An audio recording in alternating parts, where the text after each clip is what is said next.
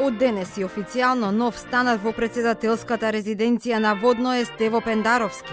Иванов го пречека новиот председател со официјална церемонија, а тој пак го испрати Иванов во доживотна пензија. Свечената церемонија во вилата на Водно започна со сите државни и воени почести.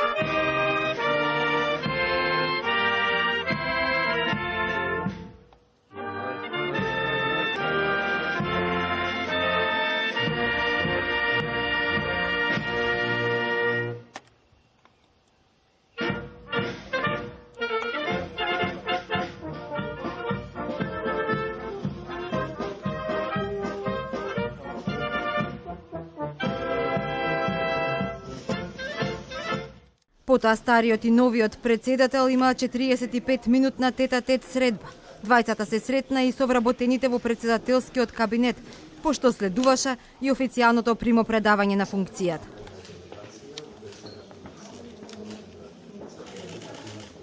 По 10-годишниот престој во вилата на Водно и многуте контраверзии околу неговото председателствување, Иванов повторно наместо во камери на Фејсбук се збогува со граѓаните.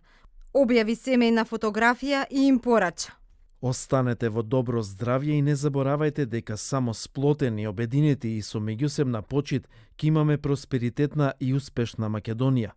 Функциите доаѓаат и проаѓаат, но човечноста останува. Откако се ракуваа, Пендаровски официјално го испрати Иванов од председателската резиденција на Водно, а Иванов пак и овој пат ги одби медиумите за изјава.